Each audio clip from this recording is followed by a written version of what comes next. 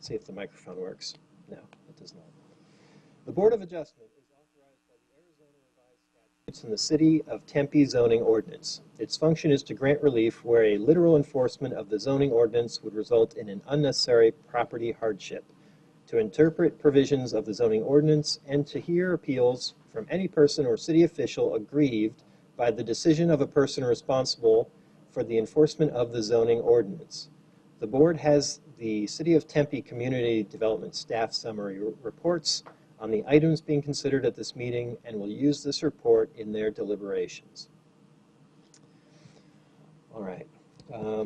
Now, ladies and gentlemen, before we go any further, I'd like to give a few moments to Mr. Steve Abramson for an announcement that we'd like to have. Sadly, I have to make this statement. Unfortunately, Diane McGuire, our administrative assistant since 2001, passed away on March 10th unexpectedly, or May 10th, my bad.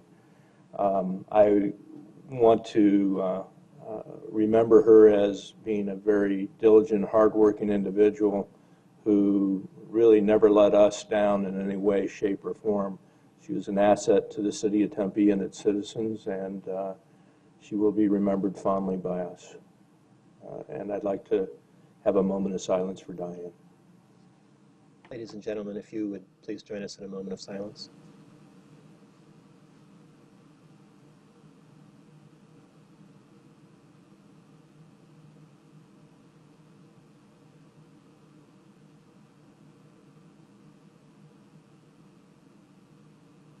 Thank you.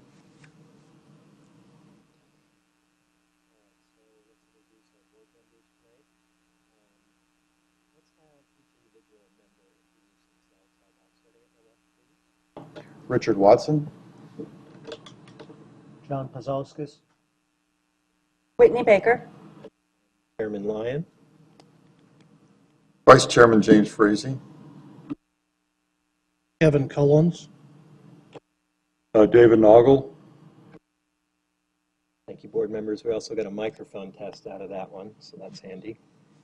Our first item of business will be a consideration of the meeting minutes from last time. We have reviewed these meeting minutes in our study session, and I will hear a motion regarding their approval, please. Board Member Baker. I make a motion to approve the meeting minutes from our last meeting. Do I hear? I second that motion. Okay, moved by Board Member Baker and seconded by Board Member Noggle. All those in favor, please indicate by show of hand.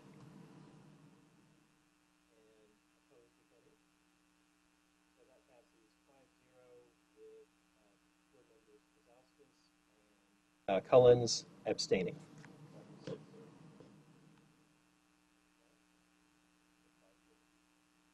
Did I see two abstentions? 1, 2, 3, 4, 5, 6.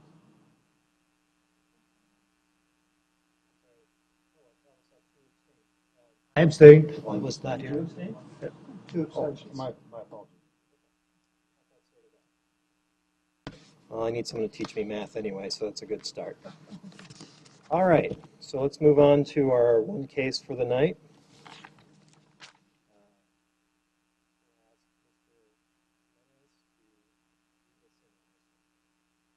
Good evening, Chair Lyon, Vice Chair Frazee, members of the board.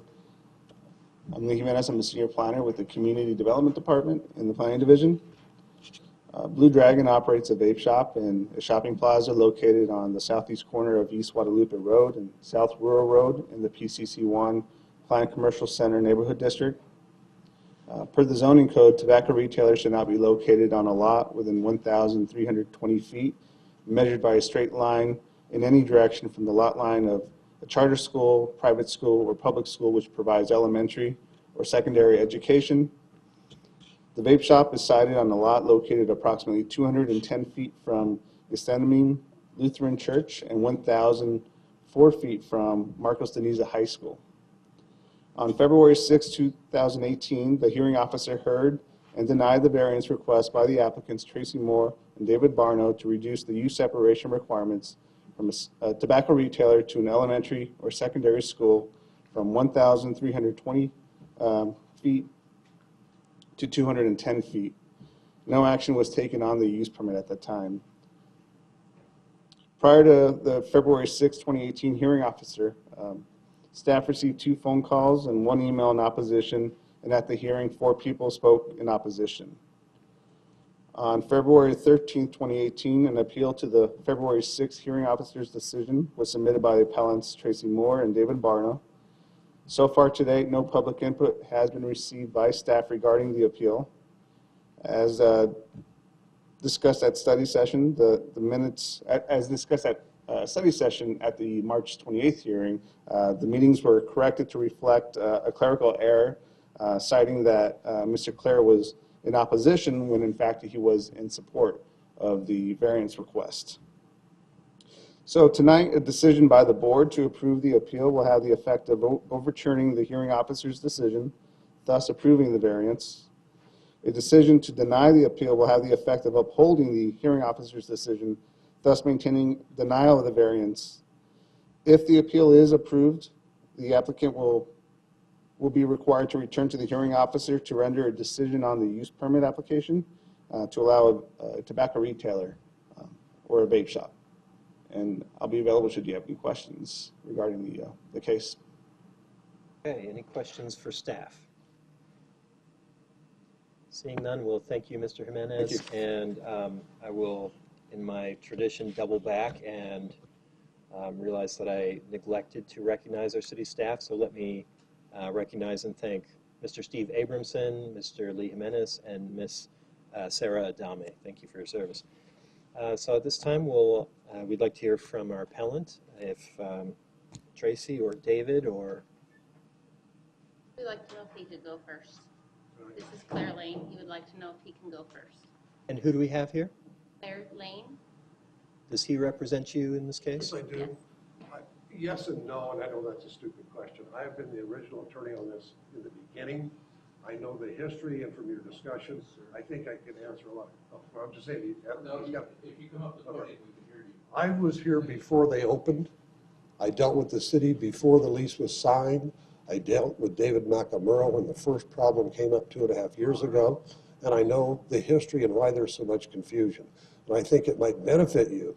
The owners will make the presentation. I agree with staff who said it. It doesn't matter if this is safer than cigarettes. That is not the issue. The issue is whether or not we need anything.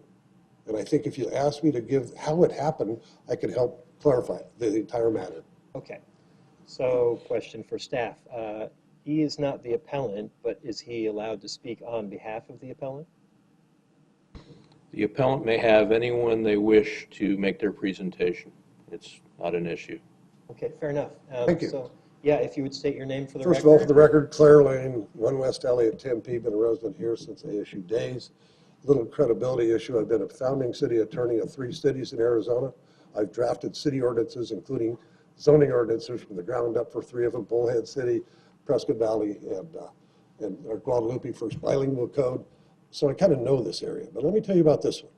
When these people first approached Mr. Bedling about leasing space in the building, and I'm going to blur the dates because I don't think the dates, I think it's the order. Mr. Bedling asked me to contact the city, I've known Mr. Bedling since ASU, to see if a vape store was a lawful use in his shopping center. We contacted the city, read the code, and says, yeah, looks good to me. They then entered a lease. Approximately, I want to say a couple of months, I don't know the exact time, we got a notice that we needed not a variance by the way, a use permit because we were a tobacco store. Whoa, that's when I came in on behalf of our new tenant. There was a man named David Nakamura, and I want to clarify one thing at this point. I'll be honest with you. When I first was contacted by this client, I could not tell you what vape was. I'd never heard of it, okay?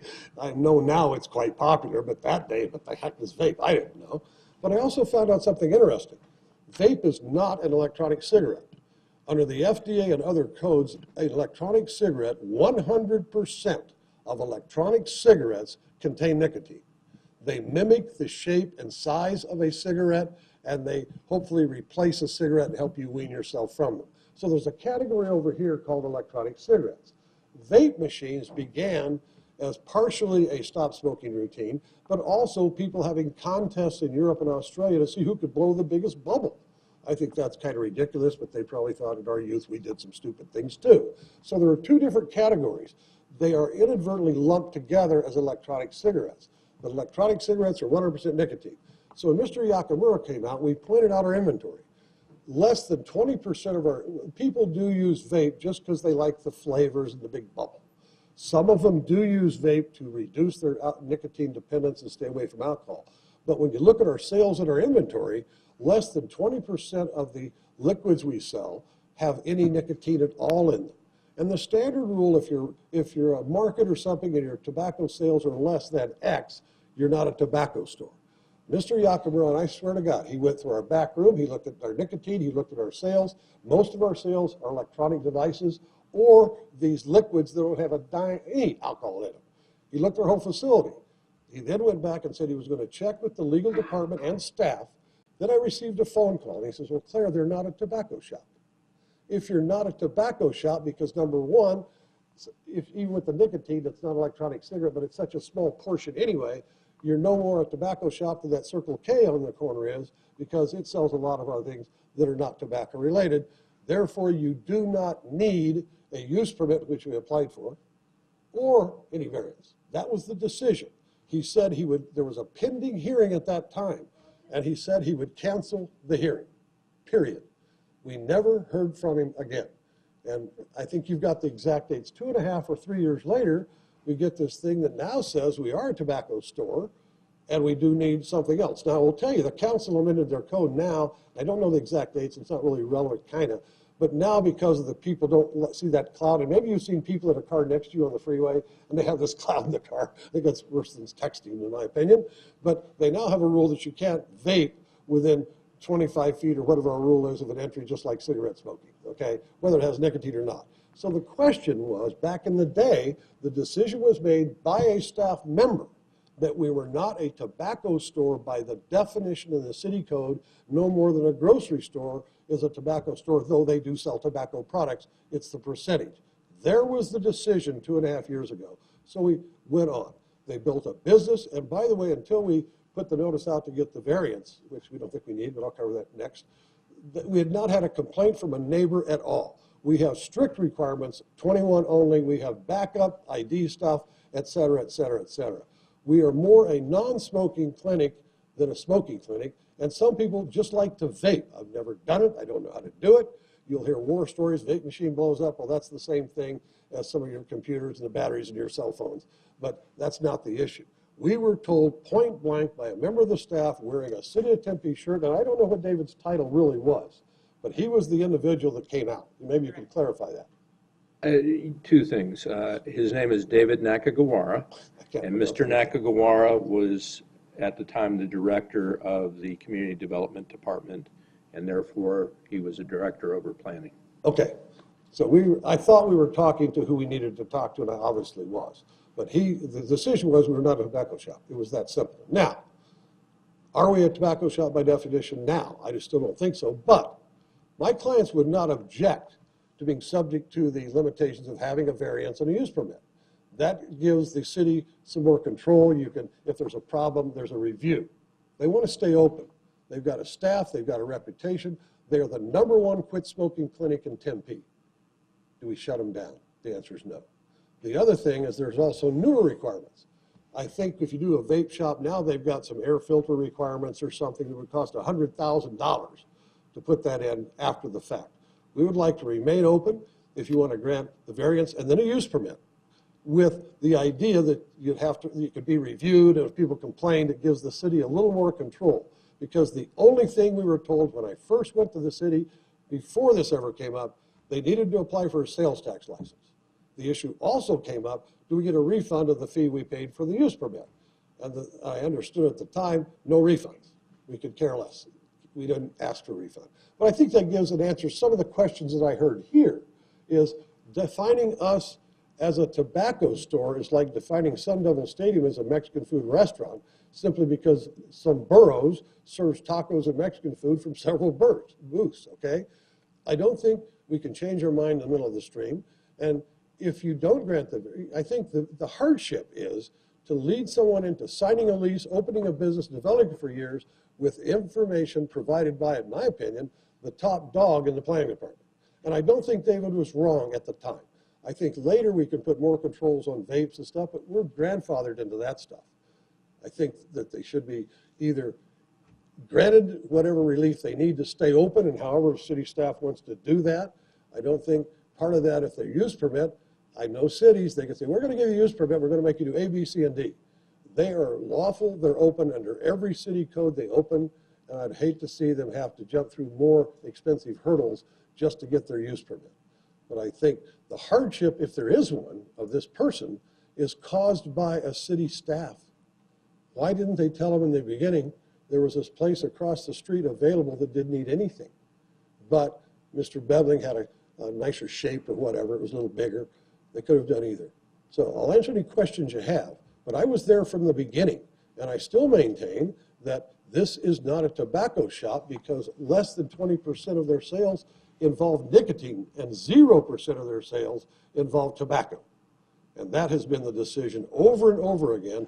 There's been some recent federal FDA rulings in which they separate electronic cigarette and vape because they're two different animals and they're being treated differently. So any questions you might have of me or the staff have of me, I was there, I know what happened. Why? The file, as I understood it, the word was we are closing the file. That means a lot to an attorney. It's over. And I understand from the last one that they found, quote, an open file, and that's why we're here. Well, thank you, Mr. Lane. So now, do we have any questions for Mr. Lane? I'll ask if your responses could be concise in the interest of time. Board Member Combs. I do have a question, in listening to your timeline, and that you were representing either the business or the landlord prior to their opening when you were talking with the city. And that was prior to their opening May 1st, 2015. That's correct. Mr. Bevling always has me check his future tenants to make sure our zoning code's okay. So to me, this is one of the critical points is the date. The ordinance that actually designates that the business falls under the ordinance was dated July 31st, 2014. And what language? Prior to the day that you were in discussion. And the language from that specifically says, describes smoking as using an electronic smoking device designed for the purpose of inhaling and exhaling aerosol or vapor. Nothing to do with nicotine. And that was dated July 31st, 2014. We talked about that, and the things they were talking about at the time were what we call electronic cigarettes were now two different categories. Whether it was the mistake on the city, I wanted the city's answer to that, not mine. I needed the city's answer to that to determine initially whether we needed to come in for a variance or should the tenant go across the street. I didn't want to make that call myself. That first call was made by the city, and I remember they said, all you need is a sales tax license. Whether they missed that because it was so new, I can't answer that. But when David came out, he was distinguishing between the electronic cigarette that inhales nicotine and da-da-da-da-da-da. Okay, and you're right, it didn't say that. There was, in fact, confusion. That's why I went to the horse's mouth. All right. Thank you. Board Member Pizarro. Just real quick, is there any paper on this? Any documentation about that? We filed for a sales tax license as a vape store, and it was granted. I mean, when you're discussing with the city staff, to say that nothing. I mean, there's no record of this. There's no Sir, and memo. I won't butcher your last name, but I've been here a long time. I do a lot of stuff old school. A man's word is his word. I call him, get a clearance, looks good to me, and history shows that. For 2.5 years, we were doing nothing wrong. And all of a sudden, somebody else looks at it and comes up with a different conclusion. That's why I say, under my interpretation of some of the variants, this hardship on this person in this business was not caused by them. And the hardship would do devastating loss to their business, to their employees. So there was no documentation. So we're getting an interpretation on what you understood to be the Their fact. file says, documents that he came out. I know that. David Yakamuro came out. They don't deny that. I don't have it in front of me, but I don't question. I don't. And the comment to me, quote, the file will be closed. There was nothing pending except this hearing that was set, and you close the file. You don't need a variance, there's no paperwork. And the record shows that, and the staff can tell us, how many years did that thing just lay there? And at the last time, I said, well, they discovered an open file. Board Member Frazee? Pardon? They discovered an open file, and David had left. I have tried to get a hold of him, by the way. Yes, sir.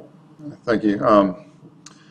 So I guess based on your other statement too, though, you're saying the sales tax was applied for as a vape store, Blue Vapor. which according to city code should have been denied because the vape store fell into city code as not being allowed. And it sounds like the question is not really the benefits of vape, it's the location of this store based on a pre-existing city council code. That's one way of putting it, but we would have never opened, and now we've been there, and I still say that there's still some legal questions among the legal community, whether you vape that has no tobacco versus vape with tobacco in the same category. The FDA has determined you can't. If it's vape with no nicotine in it, it is not subject to the FDA control, because the vape stuff is benign, if you will. That is the pending litigation, as I understand it. That's Washington, not us. But maybe you're right. Maybe they blew it. I don't know. But they created an extreme hardship by allowing them to invest their time and money in a business that is doing benefit to this city in keeping people from smoking, helping them stop smoking. There is absolutely no evidence, and I heard this before, there is no evidence whatsoever that people start vaping then smoking. It's the other way. Nobody that, Questions for? any other questions you have? Board Member Baker? So what I'm hearing you tell me is that over the phone, you got told this is closed. He told me in person to my face before that. Okay, but you were served something in writing telling you that there was an issue, correct? There was a guy that came out, a staff member, and told us we were in violation. We never got anything. How did you know when the hearing was going to be if you didn't receive something in writing? Because the client got a hearing notice. We got with David. He went and he said he canceled the hearing, and it speaks for itself. It went away. Okay, so We didn't go to the hearing. We were told we did not have to go to the hearing. The matter was closed. are you aware of what the record really does show? No. Okay, what the record shows is there is no record that he visited, although we are not disputing that. We absolutely do not dispute that at all. Okay. Nobody is saying this didn't happen. What we're saying is the record specifically shows that it was pulled from the agenda because it does not meet use permit criteria due to it being located within 1,320 feet of a school. There was never a question of why it was pulled. Is that David's handwriting? This is the public record of what happened on that agenda. We have the meeting minutes from that. I talked to David on the phone, and he said it was being pulled, canceled. We did not need to attend. So my question is you're telling me that you never, the business, nobody there ever received anything in writing stating that this was pulled from the agenda. That's really what my question is. You didn't receive anything. I didn't receive anything. Maybe she did, showing it was canceled. I don't know what she has. No, I didn't. I'm sorry. No. My name is Tracy Moore. I'm one of the owners of Blue Dragon. Thank you for coming tonight. So this is how it happened. When Steve contacted me after 5 months of being open, we did get our license, and after 5 months is when we got the letter stating that we were in violation. That is when they told us that we needed to apply for a use permit. So we applied. What do I need to do? This is what you need to do.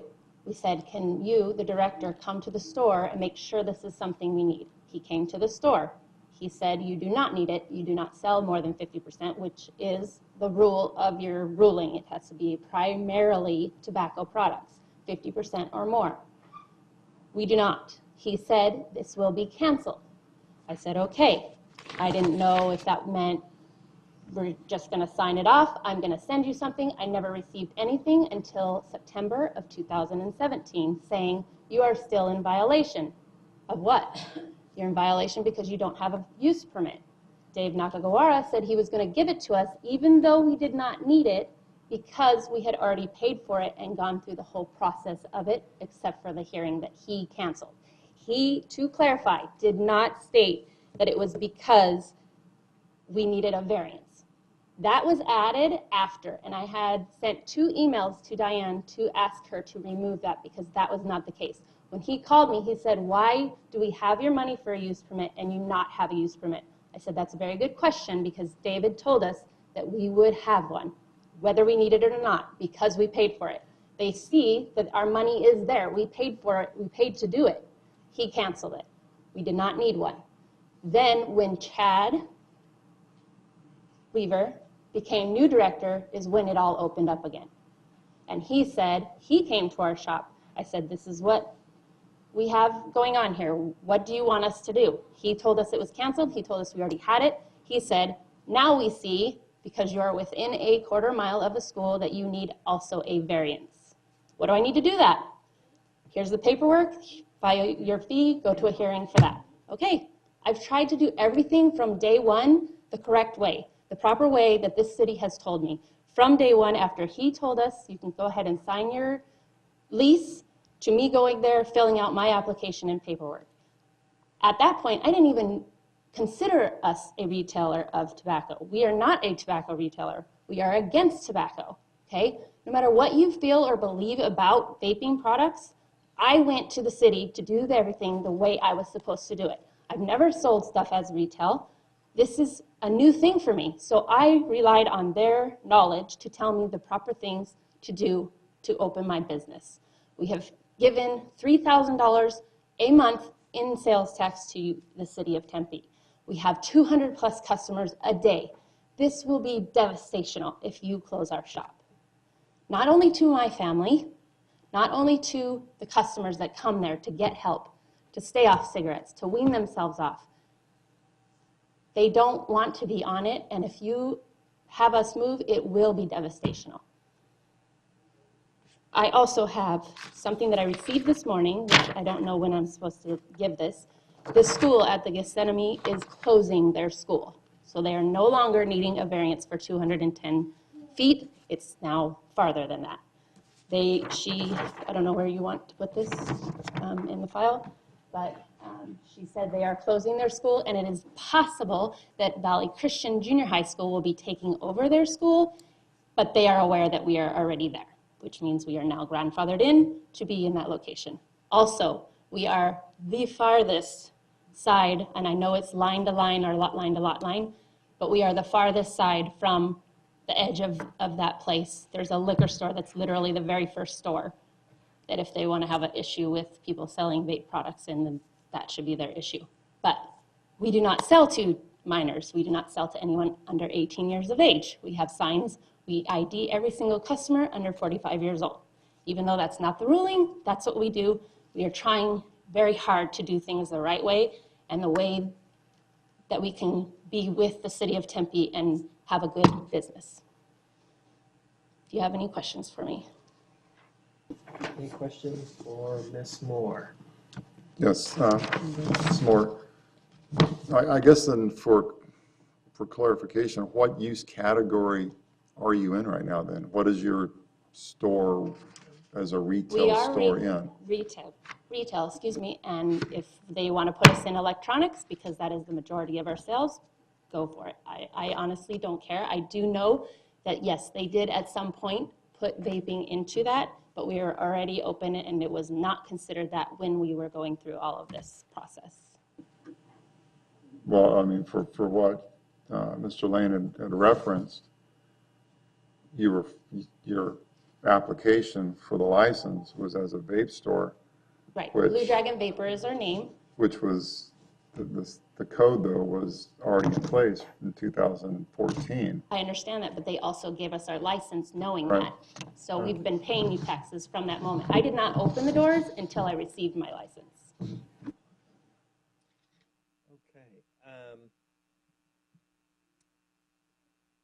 We have a new attendee here, I see. I apologize, this is my son in the back, I'm the other owner. This is the other owner, Blue Dragon Vapor Vapor. Are you David Barno? Yes, sir, I am. Oh, okay. Thank you for joining us. Oh. So I have a question, Ms. Moore. And let me just say, I appreciate that sometimes things get a little off the rails, and that's why boards like this exist, is to try and sort it out. I understand and appreciate your frustration, and if you'll bear with us, hopefully we can get to the most reasonable answer to everything here.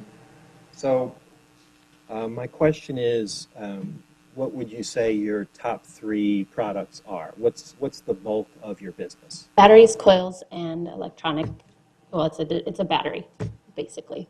It's also known as a module. Mod is short for module.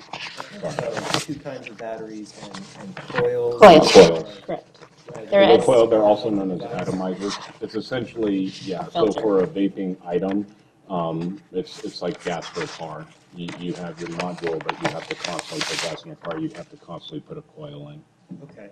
And the batteries, I assume this is not, we're talking about batteries specific to the vape? Like Correct. a AA battery, but a little bit bigger. It's known as an 18650. So it's a AA, but a little bit bigger than that. Okay. And I actually have proof of that our sales in 2017, 13% were anything that had to do with nicotine. Okay. And the other thing I just wanted to bring up too is, I do understand the school situation, and we have taken every single measurement possible to make sure that we are not selling to minors. I mean, the FDA is even all over that to make sure as well. They're doing stings and left and right. Our whole thing was, now that we're trying to grow our business, we obviously have learned through this business and know the other steps to take. But when we initially first started this business, Ms. Moore did everything. She literally went to the city. She did everything she was supposed to do as a new owner of a business that we've never done before, and said, what do we need to do? So from a different standpoint, you got to look at it as, if you were trying to open a business and you got to get a business license, what would you do? You'd go to the city and say, okay, this is what I'm doing. Here's the name, Blue Dragon Vapor. It's clearly in the name of what we're doing. What is our requirements? What do we need to do? And she was handed all the paperwork, all the proper stuff. She filled it all out. We paid all the fines, all the fees. We received a business license. We received a tax ID. We received everything. We've literally been open for over 3 years, created a business, established ourselves in this area. That is, I think, the whole point to this, is that I understand if we didn't do what we were supposed to do, that's fine, and we'd be penalized for that. But we did everything we possibly did, and I'm not pointing the finger at the city, I'm not pointing the finger at anybody, I'm just looking at you guys saying, hey, look at it from our point of view. We literally did everything. We followed by all the rules. We pay all of our taxes. We do everything legitimately. All we're trying to do is just keep our business, and especially from the school, and a Christian school who, by the way, the principal came over. What's that? Director, I apologize. The director came over and literally hugged us and said, we have 0 problems with you, like whatsoever. And she was went over there to get a letter from her stating that. I understand there's teachers in Marcos that may be against it. I get all that. And then that's when she found out that the school's closing. But we literally, are doing everything in our power, and we have not gotten a single violation, single fine, single anything from any state or government stating that we've sold to any underage minors, because we forbid it. They're not even allowed in our store, just to let you know, unless they're with a parent. But if somebody came in as 18 and their friend's 17, their friend has to sit outside. Like, this doesn't matter if they're in there to buy or not. They're not even allowed in our building. That's how strict we are, because we're absolutely against kids starting to vape just to be cool. We're against that. And just so you know, we are above anything that the FDA has already put in place, including on our website.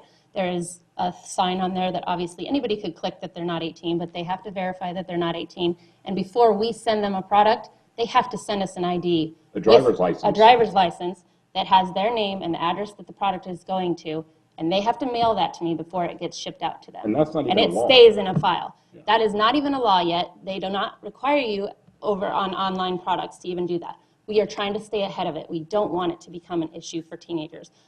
I've never been a smoker. My whole family was a smoker. I don't vape, okay? This is not something because I want to save it so that I can continue vaping.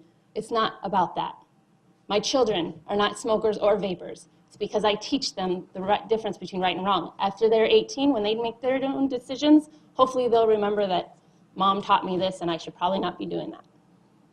and let's not forget, and I'll be quiet, but let's not forget, we are sitting in front of Dutch Brothers, which a lot of the teachers want to bring up, that because we're in front of Dutch Brothers, and I'm sure all of you can Google and look up that caffeine is the #1 addictive substance in the world, but because they drink coffee and everything, that's okay. But sorry, Dutch Brothers and us have nothing to do with one another. They do not hang out at our shop, they hang out at Dutch Brothers. Okay. Well, thank you for your remarks. Are there more questions? Okay, Board Member Frazee. Just a question, I guess. We're, talking about the aspect of the permit and referencing the location, but when you're bringing up the product itself, I guess, what is the difference with the product? And you're talking about the vaping, how does that relate to juuling and the percentage of Juuls that have tobacco? Aren't there some of the Juuls have high percentage of tobacco and nicotine in them? That is correct. Well, Juul itself is a device. The pods that go in them are actually, so Juul does have pods that you can receive high nicotines. Our store does not carry anything over what's considered a 6 milligram. They go all the way up to 32 milligram, just to show you how extreme that could really be. We don't go actually past 6 milligram. And that is literally like a refill pod, a little square pod. Juul itself is just a device, essentially a battery per se.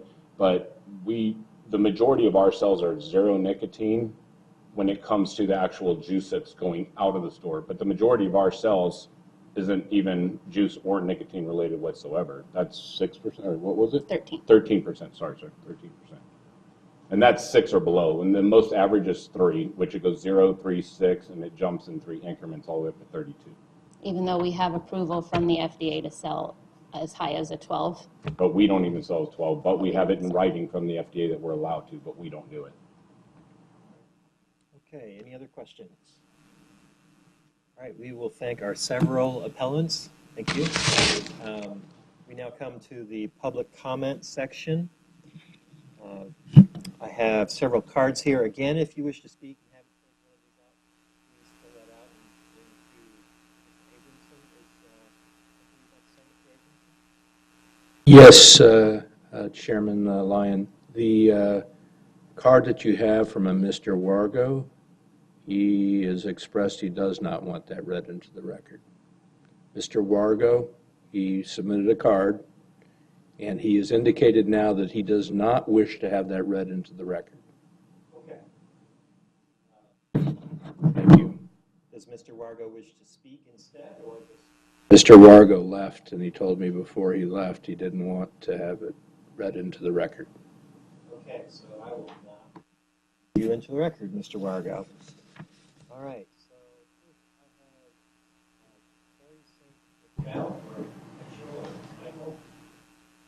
Sorry if I got the name wrong. I said it 3 ways, so then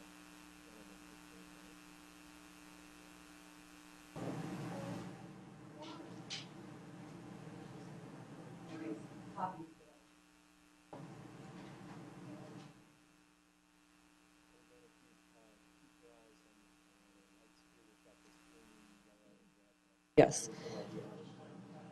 Thank you. My name's Terry St. Michael. I'm a resident of the area where Blue Dragon Vapor is located. And I appreciate all of the hassles of variances, having applied for building permits and things like that. I get it. And I get the frustration of not being able to get the kind of information you think you need to move forward. I'm not here to argue any of that. I'm not here to argue the definition of what vaping is. I'm simply here to point out that as defined by the city ordinance, we're talking about paraphernalia, we're talking about smoking, whatever that encompasses, and the last part of that states vape products are considered tobacco products. Right or wrong, that's what the ordinance says. I don't know if Gethsemane is moving or not, but having been a teacher since 1982, high school teacher, college professor, my concern is Marcos Denise's students, quite frankly, and the amount of traffic between Dutch Brothers and Circle K Burger King across the street, Jack in the Box on the other side. It's a lot. And what you see, what kids see, what teenagers see is what they do. All right? Out of sight, out of mind matters when you're dealing with impressionable young people, 12-year-olds, 18-year-olds on up. And that's the group that I have dedicated my lifetime to trying to help guide and, say, hey, make good choices. Be your best self today. And think about the kinds of things you want to attract to you. The objectives of the city plan to, quote, attract unique, local-inspired shopping and dining that provide shopping and dining solutions that serve both adults and families, it's not optimum for that area. But the Blue Dragon Vapor doesn't contribute to making that sort of vision happen. And so again, I empathize, I appreciate the conscientiousness of Blue Dragon. However, once you give a variance and once you're there, you can do whatever you want. Then where's the monitoring? I like these people very much, but I don't know, they could sell their shop, who knows? So at this time, as long as the city ordinance is what it is, I say no, move across the street, make those teenagers have to wait at the light if they're really intent on doing something, even as 18-year-olds. It's up to them. And that's my part of it. So I have one more copy for the one member who's going to get one. All right, any questions for Ms. Thank you.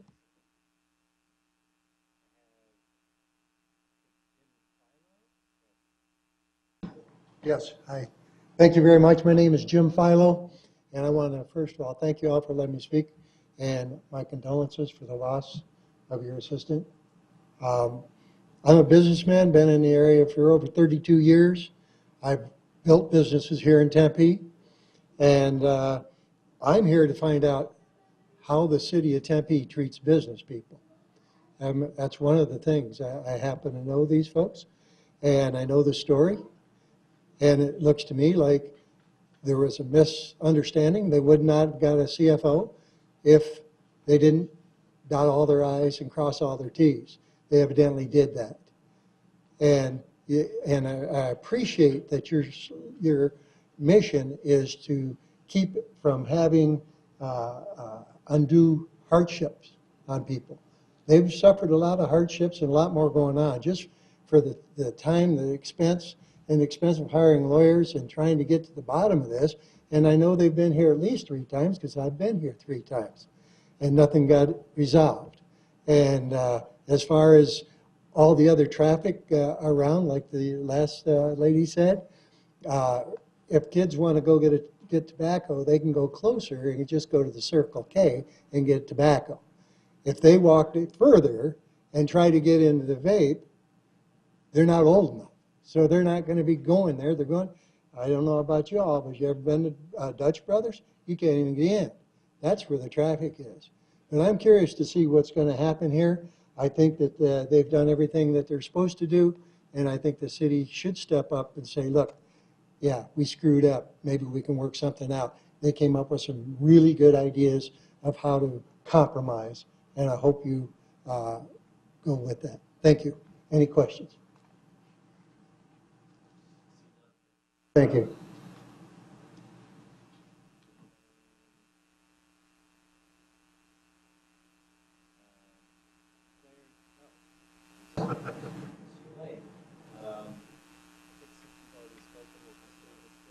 Know your rules, I'm done. Okay, thank you.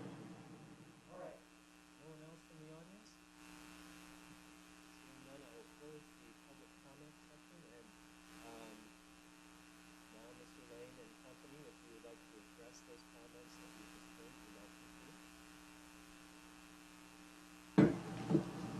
to. I do have one more thing that I did forget to say is we were required to hold a city meeting, and I literally sent out, 500 letters to all the neighborhood, the neighbors, all the other shops that are there, owners, and not a single one came to that meeting.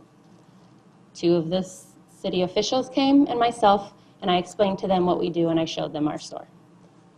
Not a single teacher, not a single parent, not a single person came to say, we don't want you here, or what you're doing is wrong. And no, we did not come today to tell you all the benefits of vaping, but that is what is helping families in the area, is the benefits of vaping, the non-secondary hand smoke. Sorry, I apologize. Secondhand smoke. There is none of that. So there is a benefit to the families in the city of Tempe by people switching to vaping from smoking cigarettes. That's all I had to add. Oh, question, sorry.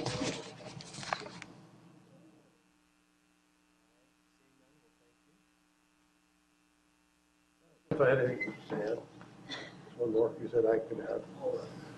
Very briefly. We'd like a variance. We want to comply with the ordinance. We'd like a variance. We don't, even though there's a discussion of the difference of the definitions.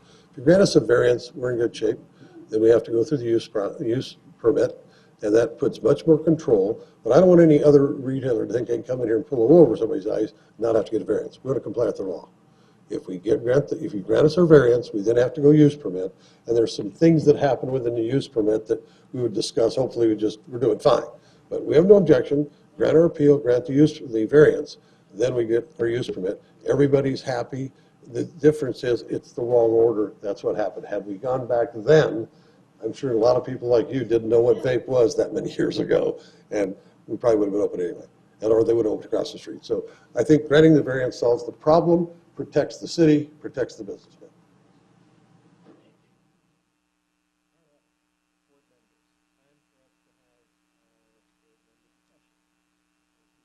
I just have a question. If a variance is granted, and then the business is sold a number of years from now, does that variance go with that sale?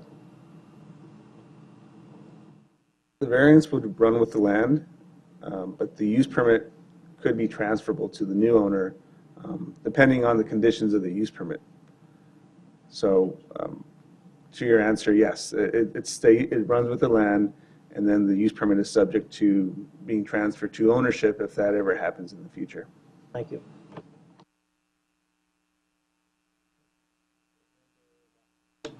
I do have a question. So when we did the abatement, we made it conditional.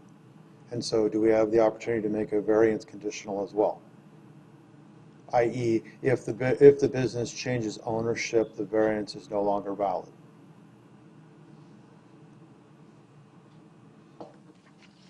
One moment.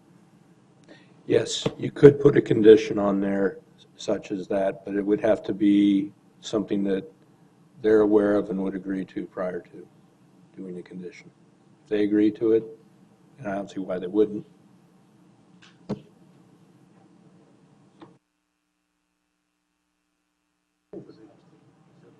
Discussion. So how would we determine that?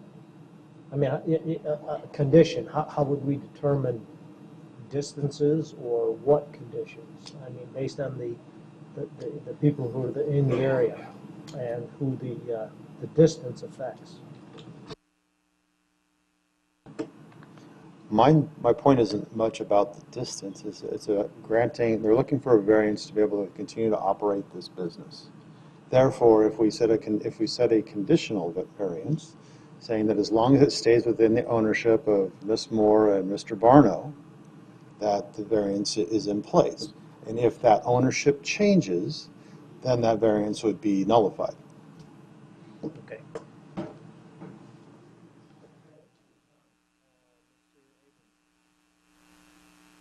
They are going to, you do, just a second.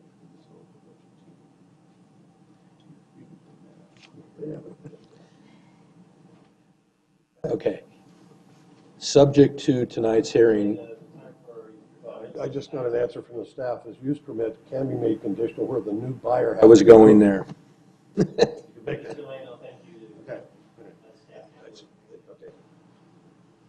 As Mr. Lane indicated, that should you approve the appeal, thus overturning the hearing officer's decision this evening, and allowing them to have the variance for the separation requirement, they of course are going to have to move on to the hearing officer once again for a use permit. It is not out of the ordinary to place a condition on the use permit that it would not be transferable as long as all parties are in agreement.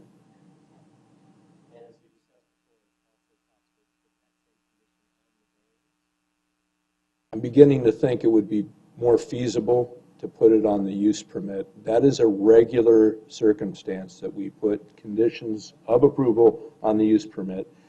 If they were to sell the business, the new owner would have to get a use permit regardless. And if there's an issue, whereas the hearing officer feels that they do not want to place a condition, if they don't want to have the use continued, a condition can be placed on the use permit that it is not transferable, and that would cease the operation of a smoke, vape, or tobacco retailer at that location.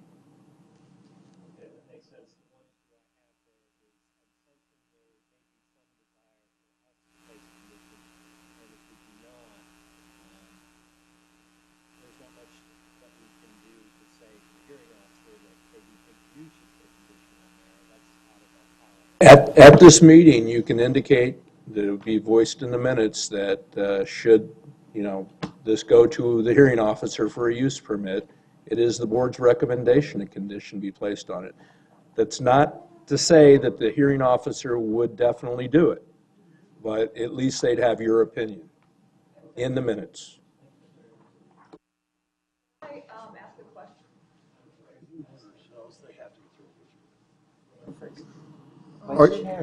Thank you. I guess for clarification then for Mr. Watson and Mr. Vazaskis. So is the thought that the variance could be granted for Blue Vape Dragon because of who they are, but that if they sell to another store, that vape store shouldn't be allowed the variance because they're not Blue Vape Dragon? I mean, it's still a non-conforming use, and the variance, the distances are still there.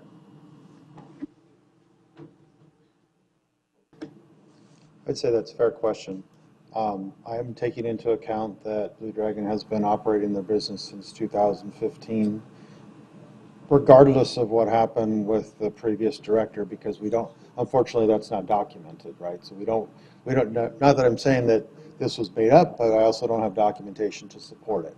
So I'm looking for a creative solution to help a Tempe business continue, to help the city continue to enjoy the revenue.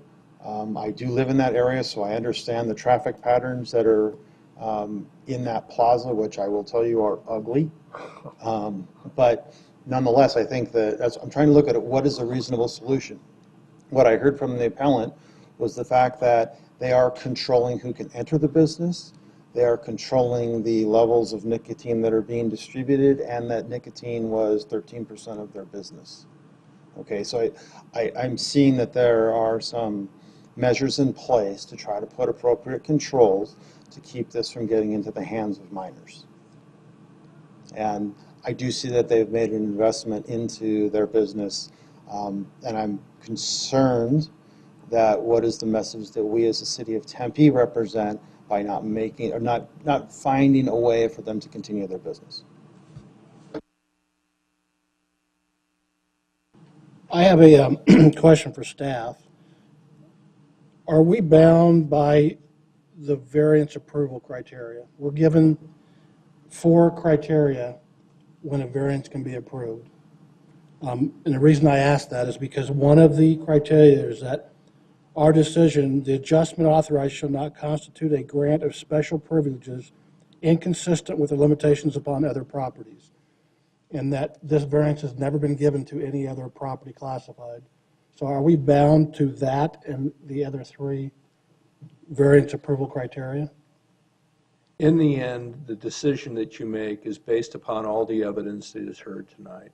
And if you feel for whatever reason, and including that particular point that you cannot vote in approval of the appeal, then that's your decision as an individual board member. Thank you.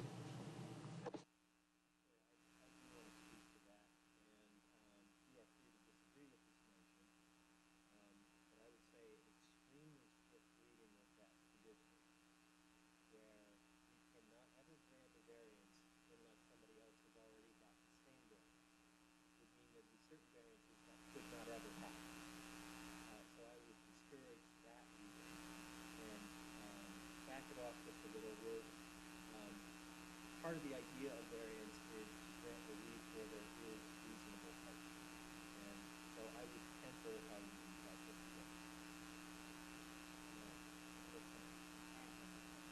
discipline. For staff.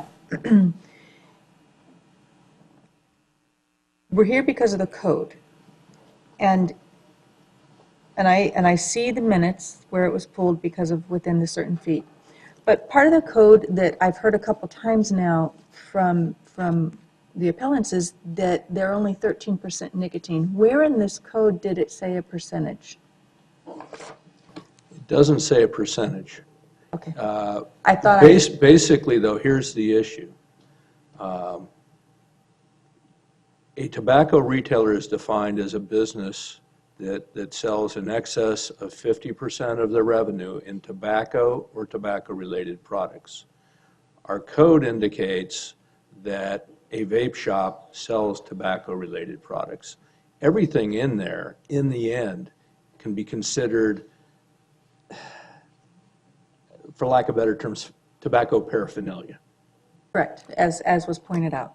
Correct. Thank you.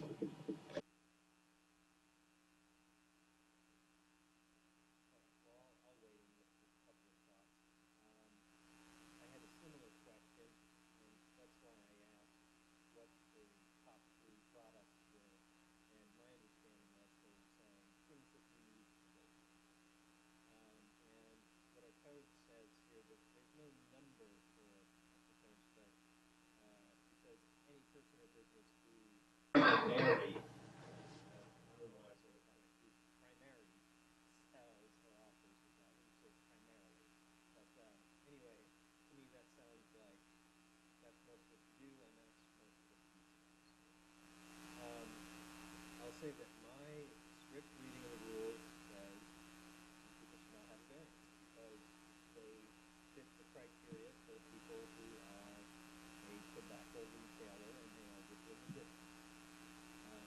But at the same time, I am inclined to grant some relief here. I'll share with you a case we had quite a while back. There was a gentleman who put plans into the city to make some significant changes on his property. He built his home, and he was almost finished when somebody came around and said, hey, gee whiz, you're 10 feet too close to the street.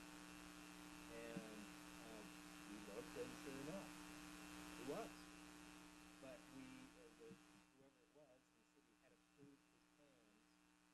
And so, some of the neighbors said, well, make him knock it down. And I just thought, well, the rules say knock it down, but I don't feel inclined to tell him to do so. And I will say here, I feel,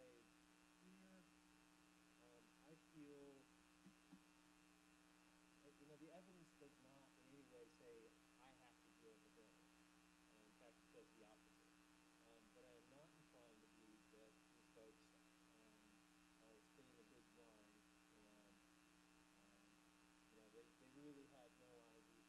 I think they really did have a tough time jumping through hoops, and sometimes things get missed. We don't have proper documentation on what happened, which tells me a couple of things got dropped along the way.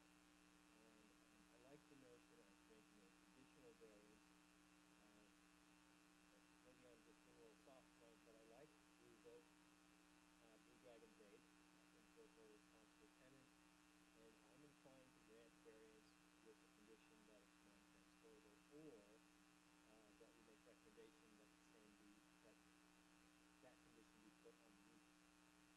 Those are my feelings. But if you want to sway us one way or another, board member Baker, please. All I was going to add to that is I think that the point has been made by our board member that a part of our responsibility here is being true to the businesses, and we're here to serve the community as a whole. Yes, something happened. Yes, they don't fit this. I think we all agree. They don't fit this. They agree. But not through their own fault. So they're asking for a variance because you do have to think about the fact they have been valid members of this community. They have put in a lot of money. They've gone through a lot to ensure the safety, even though they are within that 1,320 feet of school. They're even on good terms with the school. So, and Marcos Denise, of course, is a very large school. We can't say they're on good terms with them, but they're not having any issues and they're not getting any citations. And I think we need to consider that. We are here to serve our community as a whole, and they are members of our community. Mr. Chairman, I was intrigued by your conditional offering, but what I would be inclined would be to consider that for the term of the lease that they entered into. I mean, these people entered in good faith into, I guess, a 3-year lease. It has an expiration date, and in my mind, it would be reasonable, perhaps, as a thought, to condition it based on through the end of the lease. I'm very sorry, I missed the bulk of that. Can you give it to a very short synopsis on that again, please? Hopefully it's the same. What I was intrigued by was they have a 3-year lease on the property. They went into that with good intentions, and without anything in writing, though, from the city. That's always a challenge. Get things in writing if you can. But I would consider giving them a condition until the end of that lease to at least protect the business that they went into.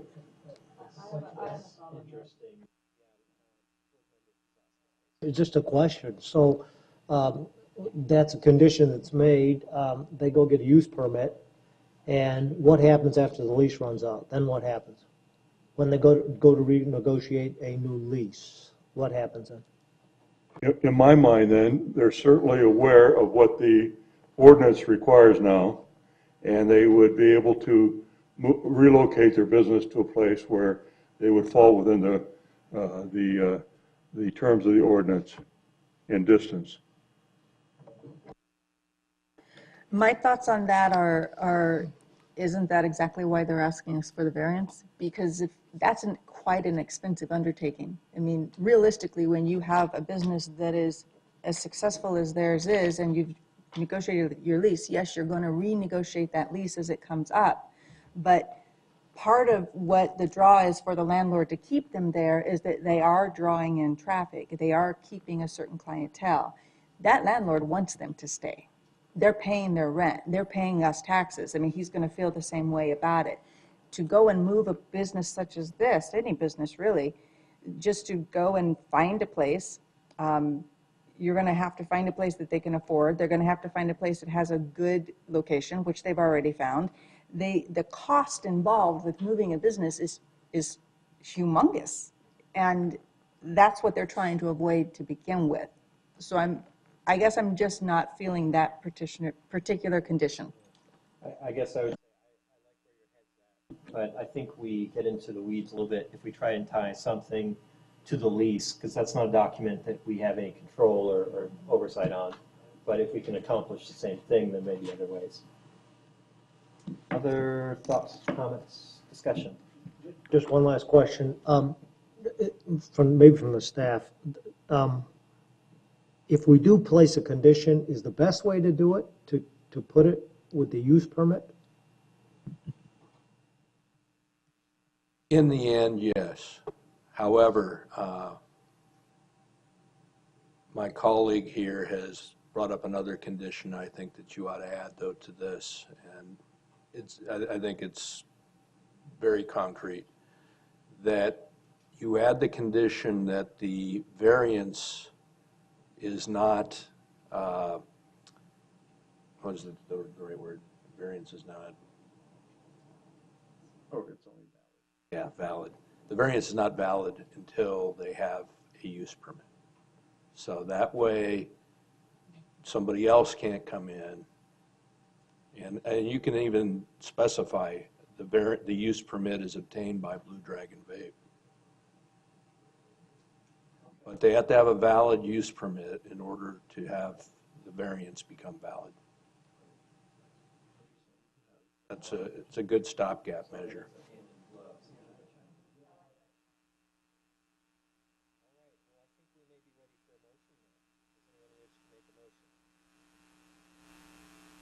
Want me to hold it?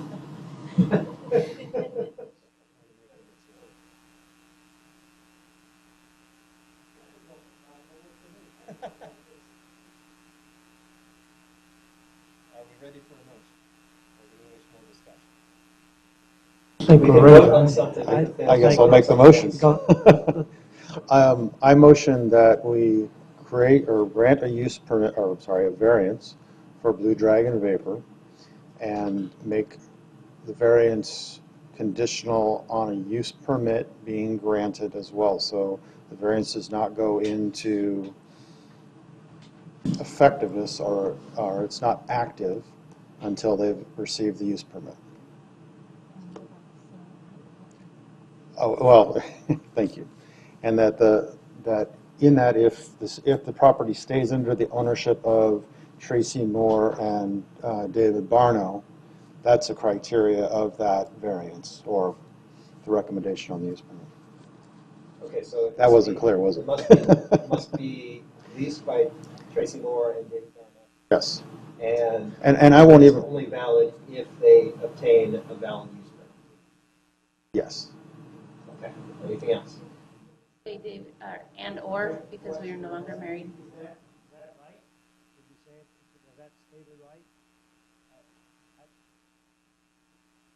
Honestly, board members, I would stray from attaching a name to it. I think it is clear that a valid use permit must be sought in order for the variance to become valid. Yeah.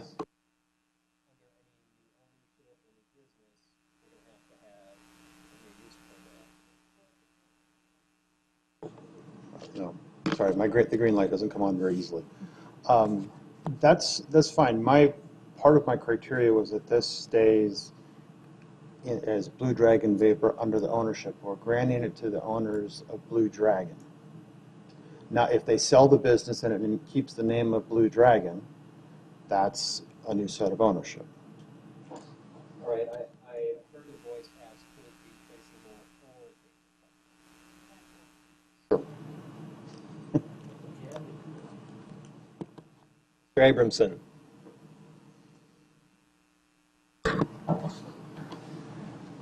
Members of the board, may I suggest perhaps a condition that requires a valid use permit or a valid non-transferable use permit to that same effect, Okay. to where it could only be, the variance would only be valid if a use permit or a non-transferable use permit is approved later on.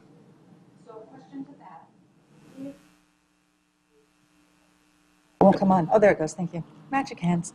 If let's say, Ms. Moore takes over the entire business or vice versa, whatever, does she have to go get another use permit? She's still fine, right? With the use permit that we're saying can be non-transferable. Good. All right, so are we amending your motion? I think so. Please describe how. Let me see if I can get this right. So we would grant a variance to Tracy Moore and or David Barno as the owners of Blue Dragon Vapor, and that variance is conditional upon them getting a use permit. Non-transferable. That is non-transferable. Mr. Abramson, do you want to edit that? Yes. You want to omit the names? Omit the names. Blue Dragon Vape. Okay. I'm okay with that. I think that- Okay, do I have a second? I second the motion. Okay. So a motion approved with the conditions we discussed. All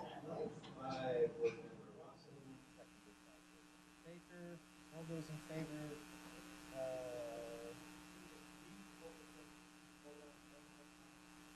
Just read what the motion is. How about I describe it? You tell me if I'm wrong. We vote to overturn the hearing officer's decision and grant a variance on the condition to Blue Dragon Vapor on condition, which is only operable on condition that they obtain a non-transferable use permit. Did I get it? Yeah.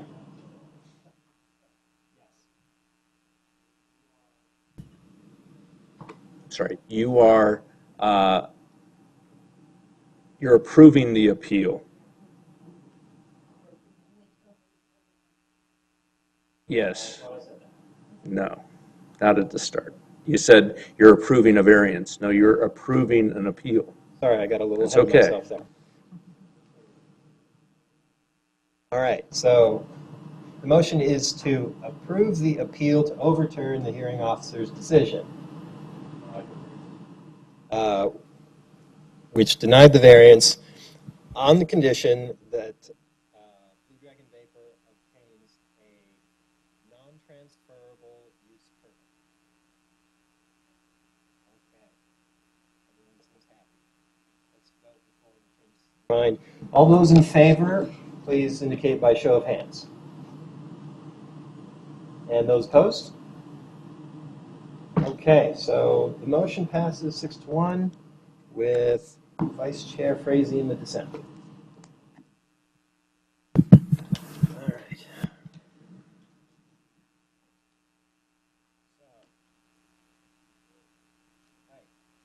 Breath, having taken care of that, thank you for being here and slogging through it. Do we have any announcements from staff? No, Chairman Lyon, thank you. With that, I will say we are adjourned. Thank you.